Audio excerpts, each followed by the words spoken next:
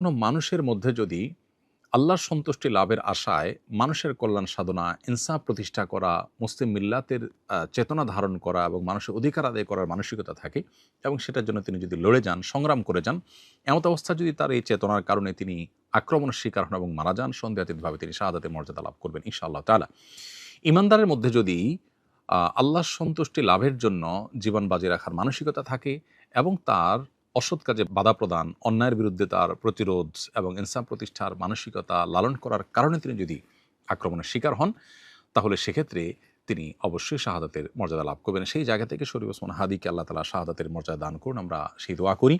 আর এমনিতেই নবী সাল্লাল্লাহু আলাইহি ওয়াসাল্লাম বলেছেন, মান কুতিলা দুনা দামিহি ফাহুয়া শাহিদ। যে ব্যক্তি কারোর হাতে খুন হয়েছে, জীবন রক্ষা করতে গিয়ে তার জীবন খুন হয়েছে, অর্থাৎ সাধারণ ধস্তাধস্তিতে অথবা কোনো ডাকাতের হাতে মারা গেছে, সেও শাহাদাতের মর্যাদা লাভ করেন। তাহলে সেক্ষেত্রে দ্বীনের কথা বা মুসলিম মিল্লাতের কথা বা মুসলিম চেতনার কথা বা ইনসাফের কথা বা মানুষের অধিকারের কথা যদি কেউ বলতে যান মুসলিম হয়ে এবং আল্লাহর কাছ থেকে যদি বিনিময়ে আশা করেন, তাহলে তিনি অবশ্যই শাহাদাতের মর্যাদা লাভ করবেন। অনেকে আছেন যারা বিপ্লবী মানসিকতা ধারণ করেন, তারা অন্যায়ের বিরুদ্ধে সংগ্রাম করেন, তাদের সে সংগ্রামকে আমরা অবশ্যই শ্রদ্ধা করব। কিন্তু তার মধ্যে যদি আল্লাহর প্রতি বিশ্বাস না থাকে, অথবা তিনি যদি এই সংগ্রামটা করেন তার মানবিক চেতনা থেকে শুধুমাত্র, এর জন্য তিনি আল্লাহর কাছ থেকে কোনো বিনিময় আশা করেন না, আল্লাহর সন্তুষ্টি লাভের আশায় করেন না, কোরআন হাদিসের নির্দেশনার কারণে করেন না, তাহলে সেক্ষেত্রে তার এই আত্মত্যাগটা শাহাদাত হিসাবে বিবেচিত হবে না। শাহাদাত বিষয়টা আসলে নিয়তের সাথে সংশ্লিষ্ট বিষয়। কেউ যদি আল্লাহর সন্তুষ্টির আশায় জীবন বাজি রাখেন, যা করেন তা আল্লাহকে খুশি করার জন্য করেন, তার জীবন মরণ আল্লাহর উদ্দেশ্যে যিনি উৎসর্গ করার জন্য প্রস্তুত থাকেন, তাহলে সেক্ষেত্রে তিনি শাহাদাতের মর্যাদা লাভ করেন।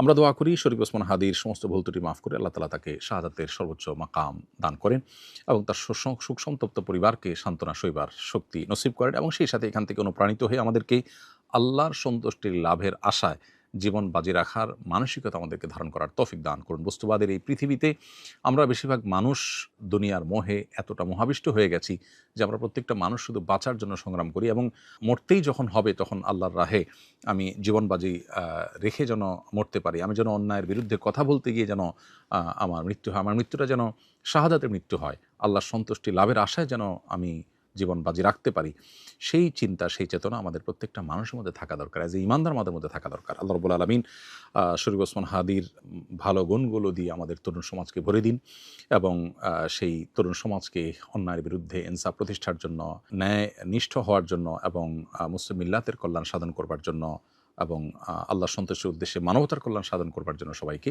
দুনিয়ার লোভ মোহের ঊর্ধ্বে উঠে আল্লাহর উদ্দেশ্যে নিজের জীবনকে উৎসর্গ করার এবং নজরানা পেশ করার তৌফিক। আসসালামু আলাইকুম প্রিয় ভাই বন্ধুরা, শুরু থেকে লাস্ট অবধি দেখার জন্য অনেক অনেক ধন্যবাদ। ভিডিওগুলো আপনাদের কাছে আশা করি অনেক ভালো লাগে, আর এরকম সুন্দর সুন্দর ওয়াজের ভিডিও প্রতিনিয়ত আপনাদের কাছে পৌঁছে দেওয়ার জন্য আমাদের চ্যানেলটা সাবস্ক্রাইব করে আমাদের পাশে থাকবে। তা সবাই ভালো থাকেন, সুস্থ থাকেন। নেক্সট কোনো ভিডিও আবার আপনাদের সাথে অনেক মজাদার ভিডিওর সাথে আপনাদের আবার দেখা হবে। তা সুস্থ থাকুন, ভালো থাকুন। আসসালামু আলাইকুম।